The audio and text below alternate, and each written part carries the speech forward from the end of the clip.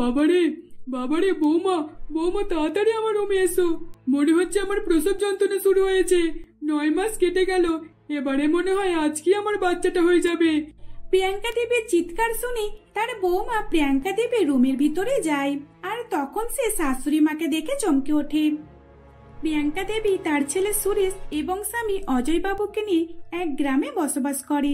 সুরেশ আর অজয় বাবু তারা দুই বাপ বেটাতে একটা ফ্যাক্টরিতে কাজ করে। প্রিয়াঙ্কা দেবী তার ছেলের বিয়ে দেবার জন্য উঠে পড়ে লেগেছিল, কিন্তু সুরেশ সে তো এখন বিয়ে করতে প্রস্তুত ছিল না।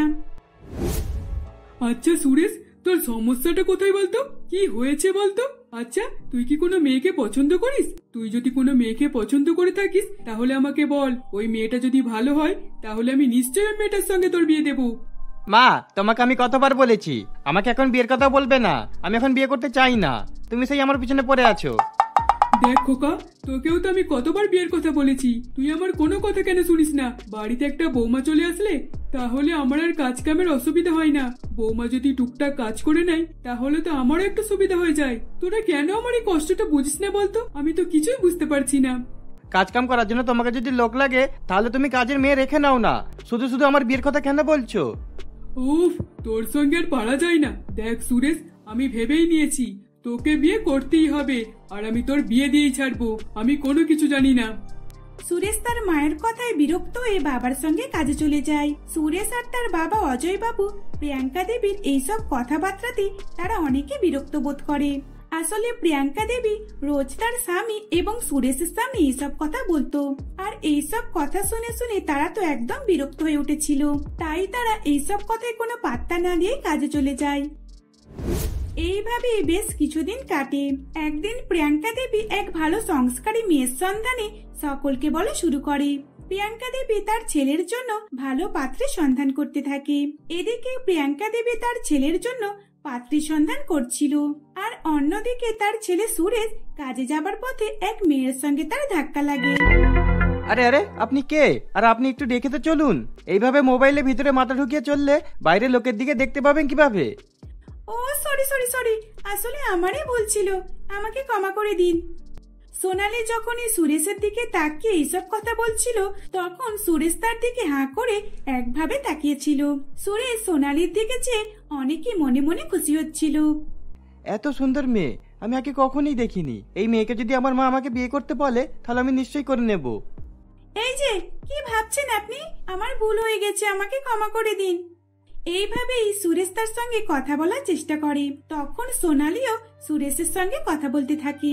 সেদিন সুরেশের বাবা অজয় বাবু আগে কাজে বেরিয়ে গেছিল।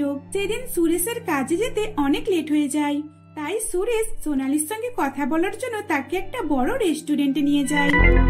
আজকে আর তোমার কাজে যাওয়া হলো না তাই না? শুধুমাত্র আমার জন্য, আমাকে ক্ষমা করে দাও। আরে বাবা, বারে বার তুমি ক্ষমা কেন চাইছো? আমি তো তোমাকে কখন ক্ষমা করে দিয়েছি। এইভাবেই তারা একে অপরের সঙ্গে কথাবার্তা বলতে থাকে, আর সেখানে সুস্বাদু খাবার অর্ডার করে দেয়। সোনালি তার পছন্দ মতো খাবার অর্ডার করে, আর সেই খাবার খেতে খেতে তারা একে অপরের সঙ্গে অনেক কথাবার্তা বলে। সেদিনই তারা বন্ধু হয়ে ওঠে। এইভাবেই দেখতে দেখতে বেশ কিছুদিন কেটে যায়। আস্তে আস্তে বন্ধু থেকে তারা এই বন্ধুত্ব সম্পর্কটা একটা ভালোবাসার সম্পর্ক দিয়ে গড়ে তোলে। আর সুরেশ সোনালীকে তার নিজের মনের কথাটা বলে দেয়। তখন সোনালীও তাকে বিয়ে করার জন্য রাজি হয়ে যায়। সুরেশ, তোমাকেও আমার খুব পছন্দ, আমার খুব ভালো লাগে তোমাকে। আমিও তোমাকে বিয়ে করতে চাই, আর তোমার সঙ্গে সারা জীবন থাকতে চাই আমি। এইভাবেই সুরেশ সোনালীকে বিয়ে করে বাড়িতে নিয়ে চলে আসে। সুরেশ যখন বিয়ে করে বাড়িতে নিয়ে আসে তখন তার মা তাকে দেখে চমকে ওঠে। খোকা, তুই এটা কাকে নিয়ে এসেছিস রে? এটা কি তোর বন্ধু নাকি ফ্যাক্টরিতে এই মেয়েটা কাজ করে? কই, তোর বাবার তো এরকম কোনো বন্ধু নেই। মা, তুমি আমাকে বিয়ে করার কথা বলছিলে তো, দেখো আমি বিয়ে করে নিয়ে চলে এসেছি। মা, আমাকে আশীর্বাদ করুন আর বরণ করে বাড়ির ভিতরে তুলুন। আজ থেকে তো আমি আপনার বৌমা। চুপ করে তুমি, তোমাকে আমি আমার বৌমা বলে মানি না, ঠিক আছে? কিন্তু ছেলে যখন বিয়ে করে নিয়ে এসেছে তখন তো আমাকে বরণ করে বাড়িতে তুলতেই হবে। বাড়ি থেকে তো আর বার করে দিতে পারি না। এই বলে প্রিয়াঙ্কা দেবী তার ছেলে এবং বৌমাকে বরণ করে বাড়ির ভিতরে তোলে। এইভাবে একটা বছর কেটে যায়। কিন্তু প্রিয়াঙ্কা দেবী তার বৌমাকে একটা কথা বারবার বলে, তবুও সোনালি প্রিয়াঙ্কা দেবীকে ঠাকুমা বানাতে পারছিল না। বৌমা, আর কতদিন অপেক্ষা করবা বলো তো? আমি তো ভেবেছিলাম তুমি আমাকে ঠাকুমা বানাতে বেশি দেরি করবে না, কিন্তু এখন যে দেখতে পাচ্ছি 1 বছর পার হয়ে গেল, তবুও তো কোনো খুশির খবর দিলে না। মা, আমি কি করব বলুন? আসলে আমিও তো চাইছি আমাদের বাড়িতে একটা বাচ্চা আসুক, কিন্তু না হলে আমার তো কিছুই করার নেই। কিন্তু না হলে আমি কি করব মা, বলুন তো? বৌমা, তুমি তাহলে ডাক্তারের কাছে যাও, আর তবুও না হলে আমাকে একটা বুদ্ধি বার করতে হবে। তা না হলে পাড়া প্রতিবেশী সকলেই একে তো তোমার বিয়ে নিয়ে এরকম আমাকে কথা শোনায়, আর তার উপর যদি একবার এই কথাটা ফাঁস হয়ে যায় যে তুমি বাচ্চা জন্ম দিতে পারবে না, তাহলে আরো সমালোচনা শুরু হয়ে যাবে। তাই ওটা আমি কখনই হতে দিতে পারি না। শাশুড়ি মায়ের কথা মতো সোনালি শাশুড়ি মাকে নিয়ে হসপিটালে ভালো ডাক্তারের কাছে যায়। সেখান থেকে নিজের চেকআপ এবং সমস্ত রিপোর্ট করে। আর কিছুদিনের মধ্যে ডাক্তার বাবু খুবই খারাপ খবর দেয়। দেখুন, আপনার বৌমা তো কখনোই বাচ্চা দিতে পারবে না, কারণ আপনার বৌমার যে থাইরয়েড রয়েছে আর বাচ্চার ঘরে জল জমে আছে, তাই আমার আর কিছুই করার নেই। ডাক্তার ম্যাডামের এই কথা শুনে তারা মন খারাপ করে বাড়িতে ফিরে আসে। তখন প্রিয়াঙ্কা দেবী নিজে একটা বুদ্ধি বার করে। বৌমা, আমার মাথায় খুব ভালো একটা প্ল্যান আছে। দেখো, এই প্ল্যানটার সাকসেসফুল যতক্ষণ না হচ্ছে ততক্ষণ তুমি কাউকে কিছু বলবে না, আর এই খবরটা বাইরে না জানো যায়। আর এই 9 মাস আমাকে বাড়ির ভিতরেই থাকতে হবে। যদি আমার খোঁজ নিতে কোনো প্রতিবেশীরা আসে তাহলে বলে দেবে যে আমি বাড়িতে নেই, ঠিক আছে? শাশুড়ি মায়ের প্ল্যান অনুযায়ী বৌমা কাজ করতে থাকে। প্রিয়াঙ্কা দেবী যেমনটা বলে তার বৌমা তেমনটাই করে। কিন্তু প্রিয়াঙ্কা দেবীও তার বৌমাকে আসল ঘটনাটা জানায়নি। এই কারণে সোনালিও তার শাশুড়ি মায়ের প্ল্যান জানার চেষ্টা করছিল, কিন্তু সে কোনোভাবে বুঝতে পারছিল না। প্রিয়াঙ্কা দেবী রুম থেকে বাইরে বার হতো না। প্রায় 1-2 মাস কেটে যায়, তবুও সে রুমের ভিতরেই থাকে। আর তার বৌমাকে খাবারগুলো দরজার সামনে দিয়ে যাবার কথা বলে। আর সেই দরজার সামনে থেকে তার স্বামী অজয় বাবু তার খাবারটা নিয়ে নিত। অজয় বাবু তার বউয়ের প্ল্যান কিছুই বুঝতে পারছিল না। সে ভাবে হয়তো তার বৌমার উপর রাগ করে হয়তো তার গিন্নি এরকম করছে। এইভাবেই 9 মাস কাটে। একদিন, বাবারে বাবারে, বৌমা বৌমা, তাড়াতাড়ি আমার রুমে এসো। মনে হচ্ছে আমার প্রসব যন্ত্রণা শুরু হয়েছে। 9 মাস কেটে গেল, এবারে মনে হয় আজকে আমার বাচ্চাটা হয়ে যাবে। প্রিয়াঙ্কা দেবীর চিৎকার শুনে তার বৌমা প্রিয়াঙ্কা দেবী রুমের ভিতরে যায়। আর তখন সে শাশুড়ি মাকে দেখে চমকে ওঠে। এ কি মা, আপনি তো গর্ভবতী! এটা কিভাবে সম্ভব? আপনি গর্ভবতী কিভাবে হলেন? একদিনের ভিতরে আমি এটা কি দেখছি? আচ্ছা, আমি তো কালকে আপনাকে খাবার দিয়ে গেলাম, কিন্তু এইসব তো কিছুই বুঝতে পারলাম না। আর আপনার আজকে প্রসব যন্ত্রণা শুরু হয়ে গেল। এটা কি হচ্ছে? আমি তো কিছুই বুঝতে পারছি না। বৌমার এই কথা শুনে তখন প্রিয়াঙ্কা দেবী তাকে চুপ করে থাকতে বলে। আর তারপর প্রিয়াঙ্কা দেবী মানে সোনালি শাশুড়ি মা সন্তানের জন্ম দেয়। তখন প্রিয়াঙ্কা দেবী তার বৌমার হাতে সেই বাচ্চা তুলে দেয় আর সমস্ত ঘটনা খুলে বলে। বৌমা, তোমার বাচ্চা না হওয়ার ফলে এই সমাজ অনেক কথা বলতো, তাই আমি চাই না তোমাকে নিয়ে আর আমার ছেলেকে নিয়ে কোনো কথাবার্তা বলুক। তাই আমাকে এরকম একটা কাজ করতে হলো। এই বাচ্চাটা কেউ বুঝতে পারবে না যে এটা আমার। সবাই জানবে যে এটা তোমার বাচ্চা, ঠিক আছে? আর এইসব ঘটনা কাউকে বলারও দরকার নেই। এই বলে প্রিয়াঙ্কা দেবী তার বৌমার হাতে নিজের সন্তানকে তুলে দেয়। আর তখন সোনালি বুঝতে পারে যে এই একদিনে ডেলিভারি কিভাবে হয়। এইভাবেই পাড়া প্রতিবেশী সকলেই সোনালির সন্তান হয়েছে শুনে তারা চমকে ওঠে। সকলেই দেখতে আসে। তারাও বুঝতে পারে না যে এটা কিভাবে সম্ভব, কারণ তারা তো সোনালিকে সব সময়ের জন্যই দেখতো, একবারও তো গর্ভবতী হতে দেখেনি। তাই জন্য তারাও চমকে ওঠে। কিন্তু এইসব পরিস্থিতি প্রিয়াঙ্কা দেবী সবকিছু ম্যানেজ করে নেয়। আর এইভাবেই তারা সন্তানকে নিয়ে হাসি খুশিতে দিন কাটাতে থাকে।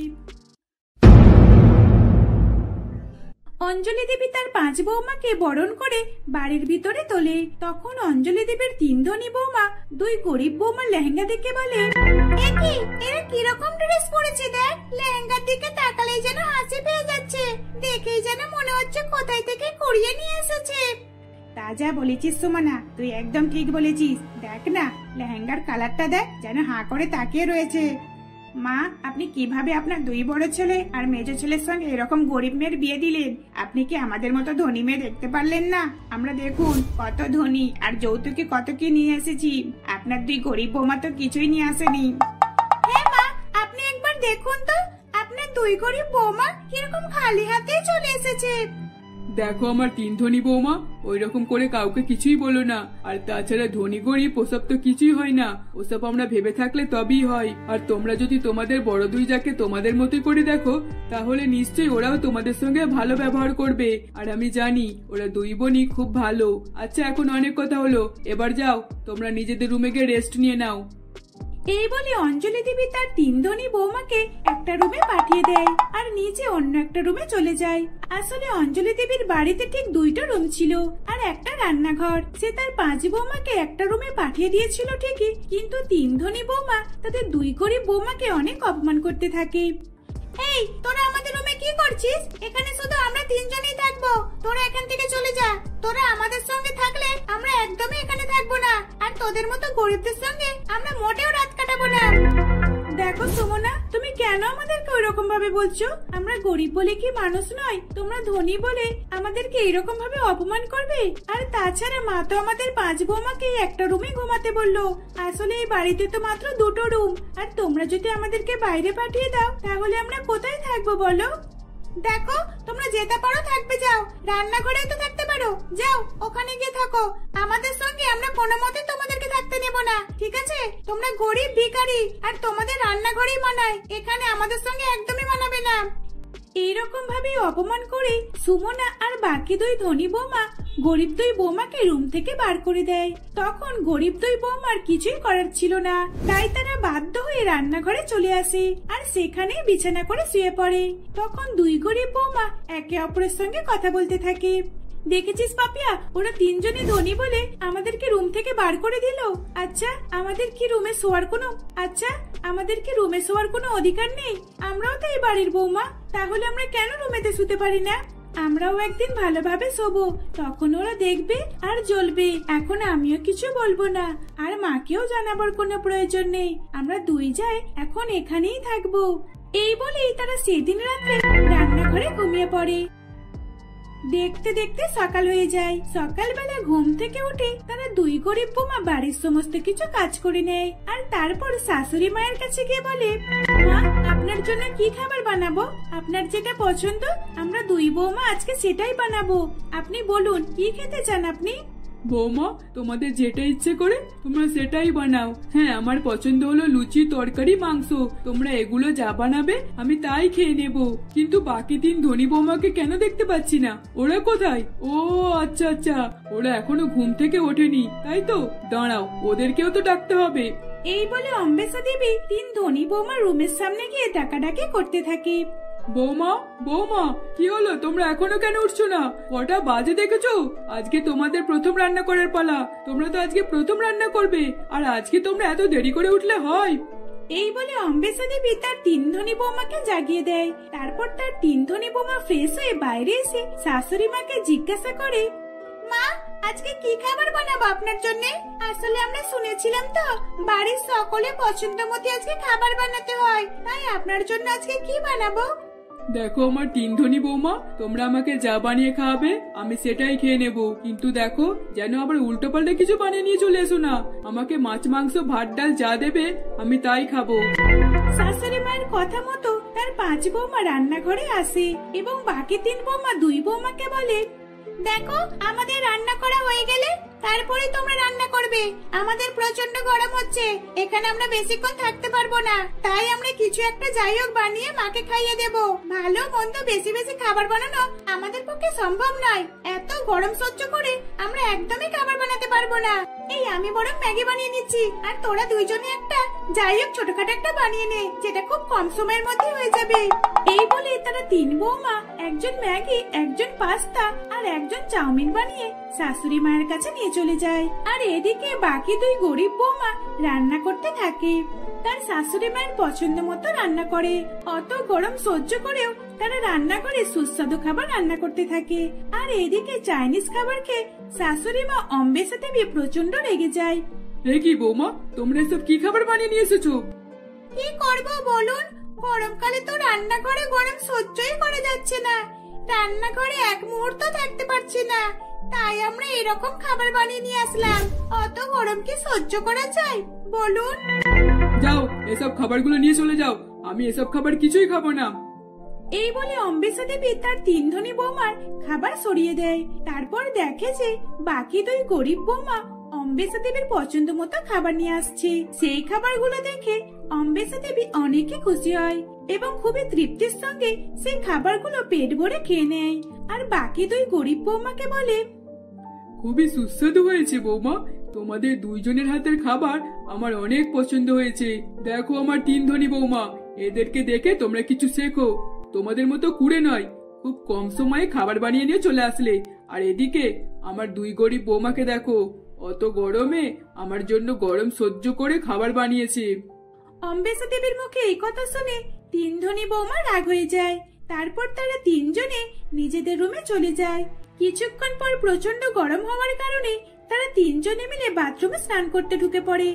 এই, এখন আমরা কেউই বাইরে বেরোবো না, যতক্ষণ না ট্যাঙ্কের জল শেষ হচ্ছে ততক্ষণ আমরা তিনজনে কেউই বার হবো না। দেখ, আমরা যদি বাইরে বেরিয়ে পড়ি তাহলে ওরা দুই বৌমা আমাদের থেকেও ভালো করে স্নান করে নেবে, আর আমরা তিনজনই ওদেরকে কোনোভাবে স্নান করতে দেব না। ওরা খুবই প্রশংসা শুনছিল, তাই না? এবার বুঝবে গরমে দাঁড়িয়ে থাকতে কতটা কষ্ট হয়। এদিকে সুমনা আর বাকি দুই ধনী বৌমা খুবই মজা করে স্নান করছিল। অন্যদিকে দুই গরিব বৌমা দাঁড়িয়ে দাঁড়িয়ে দরজা ঠুকে চলছিল, কিন্তু তাদের দুই বৌমার কথা তিনজনে মিলে কেউই কোনো সাড়া শব্দ দিচ্ছিল না। প্রায় কয়েক ঘন্টা কেটে যায়, তারপর ট্যাঙ্কির জল শেষ হয়ে যায়, আর তারপর তারা তিন ধনী বৌমা বাথরুম থেকে বাইরে বার হয়। আসলে দেখো না, বাথরুমে জল শেষ হয়ে গেছে, আমরা একটু শান্তিভাবে স্নানও করতে পারলাম না। দেখো, এবার তোমরা কিসে স্নান করবে? এই বলে সুমন আর বাকি দুই ধনী বৌমা সেখান থেকে চলে যায়।